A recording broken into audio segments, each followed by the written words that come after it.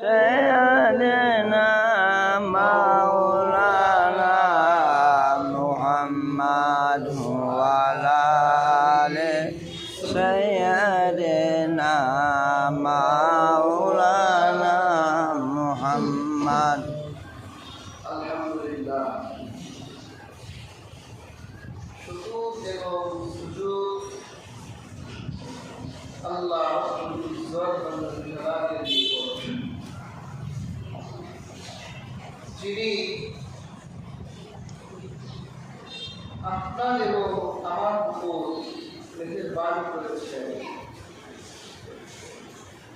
ইহসান করেছেন। সেজন্য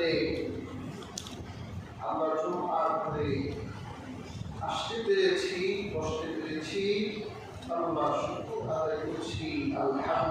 আলহামদুলিল্লাহ।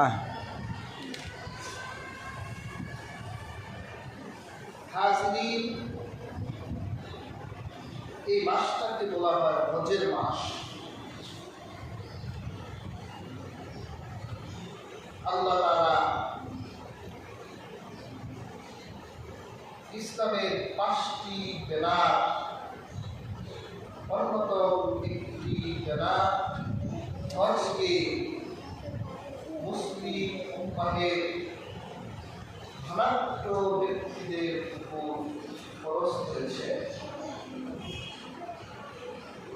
জীবনে মাত্র একবার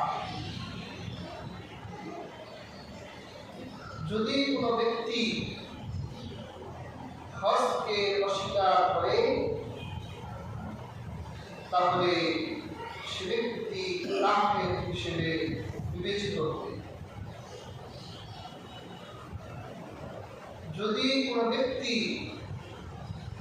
হজকে অবজ্ঞা করে, তাহলে সে কাফের হিসেবে বিবেচিত হবে।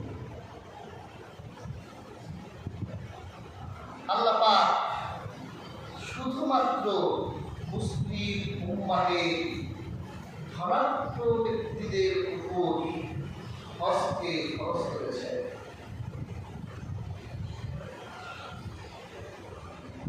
প্রিয় হাজরিন, এই হজে দুনিয়াবি কল্যাণও আছে, আবার পরলৌকিক কল্যাণও আছে। ইহলৌকিক কল্যাণটা কি? অনেকগুলো কল্যাণ আছে।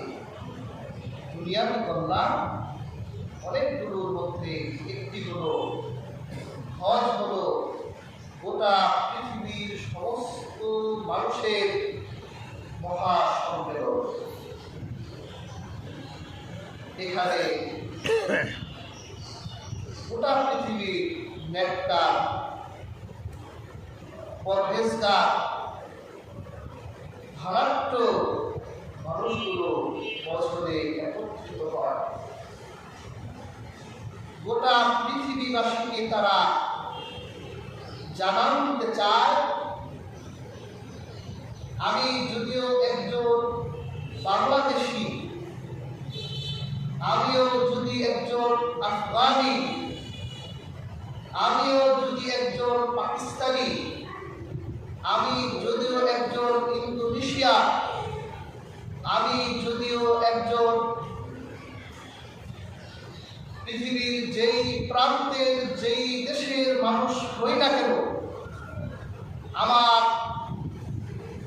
শরীরের চামড়া হয়তো কালো, নয়তো বা সাদা, হয়তো আমার ভাষার ভিন্নতা আছে, কিন্তু গোটা পৃথিবীর সমস্ত নাগরিকদেরকে মেসেজ দিতে চাই, আমরা যেই হই না কেন, আমরা মিল্লাতুল ওয়াহিদা, আমরা এক মিল্লা। এটা দুনিয়ার মানুষ দেখে রাখো, আমাদের সীমানার ভিন্নতা থাকতে পারে, কিন্তু গোটা পৃথিবীর মুসলমান এক ও অভিন্ন। কি বলে? গোটা পৃথিবীর মুসলমানরা এক না? আপনারা ঘুমাচ্ছেন কেন? গোটা পৃথিবীর মুসলমানরা এক। তারা কাবাকে কেন্দ্র করে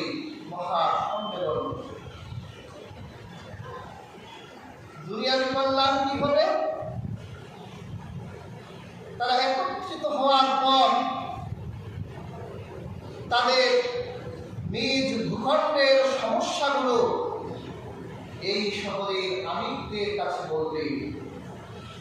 যদি কেউ বিচার থাকে সে বলবে আমি একজন ফিলিস্তিনি, কিন্তু ইসরায়েলিদের প্রতি আমরা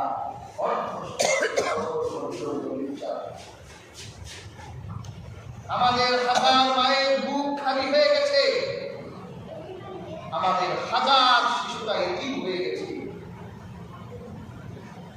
এই পবিত্র শহরের আমিরদের কাছে আমাদের দুঃখের কথা বলা হলো। এই শহর থেকে সিদ্ধান্ত নেওয়া হবে গোটা পৃথিবীর যেখানেই অন্যায় হবে সেখানেই প্রতিবাদের দেয়াল তৈরি করতে হবে। এই শহর থেকে আজকে চিত্র খুব করুন। এই শহরের আমিরগুলো আজ আরাম আয়েশ আনন্দ এনজয়ে মজা মাস্তিতে ব্যস্ত, অথচ তার আরেক মুসলমান ভাই শহীদ হয়ে যাচ্ছে, তার হৃদয়ে তিক্ততা, তাদের মুসলিম বোনগুলো বিধবা হয়ে যাচ্ছে, তারা আরাম আর আয়েশের ভিতরে জিন্দেগি যাপন করছে। তাহলে হজ থেকে আমরা ইহকালীন কল্যাণ পাচ্ছি না। আনন্দ আরাম আয়েশ থেকে আমাদের বের হয়ে আসতে হবে, কারণ সামনের পৃথিবী মুসলমানদের জন্য পরীক্ষা।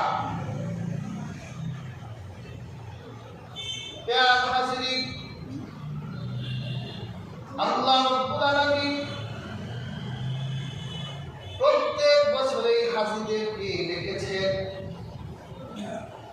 যাতে এই শহরে আমি রোমানাগুলো গোটা দুনিয়ার মুসলমানের দুঃখপূর্ণ প্রসাদ সিদ্ধান্ত নেব কিভাবে নিরসন করা যায়। এই সিদ্ধান্ত গ্রহণ করে গোটা পৃথিবীকে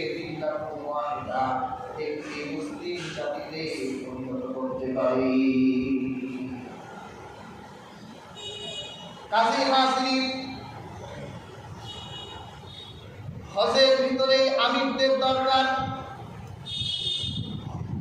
আল্লাহর হাবিবের জামানায় রাহমাতুল লিল আলামিন গোটা দুনিয়া থেকে আসা মানুষদের দুঃখ দুর্দশা শুনতেন, সাহাবায়ে কেরাম শুনতেন। যেখানে অন্যায় সেখানেই প্রতিবাদে দেয়াল তৈরি করতে। তাহলে হাজরিন, এই হজ মুসলিম উম্মার মহাসম্মেলন গোটা দুনিয়ার মুসলমানদের রক্ষা করার দায়িত্ব এই শহর থেকেই নিতে হবে।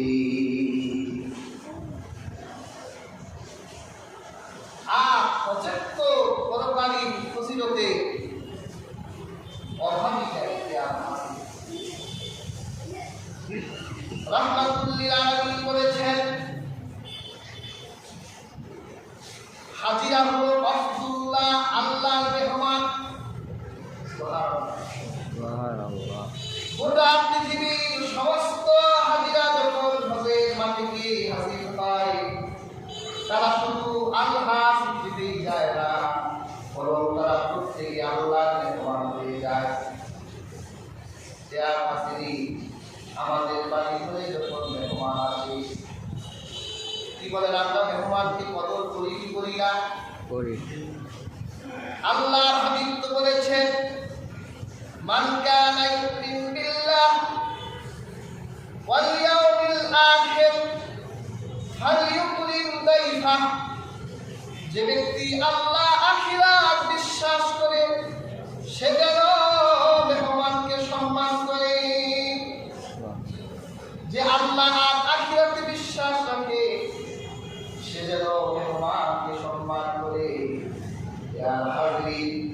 আমাদের বাড়িতে যখন মেহমানরা আসে, আমাদের কাছে যদি মেহমানরা করে, তাহলে আমরা সেই মেহমানদের আত্মার গ্রহণ করার চেষ্টা করি। যদি বলে এক গ্লাস পানি দেন খাবো, আমরা তাকে যত দ্রুত সম্ভব পানি খাওয়াই। আল্লাহ রাব্বুল আলামিন বলেন, গোটা দুনিয়ার হাজিরা যখন মক্কায় এসে হাজির হয়, তখন আমি আল্লাহ ওই হাজিদের মেজবান হয়ে যাই, আর ওই হাজিগুলো আমি আল্লাহ মেহমান হয়ে যাই। এই জন্য হাজিরা যখন দুই হাত তুলে আল্লাহর কাছে দোয়া করে, আমার আল্লাহ রাব্বুল আলামিন হাত তোলার সাথে সাথে হাজিদের দোয়াকে কবুল করে দেন। আল্লাহ রাসূল সাল্লাল্লাহু আলাইহি ওয়াসাল্লাম হাদিস নববীতে বলেছে,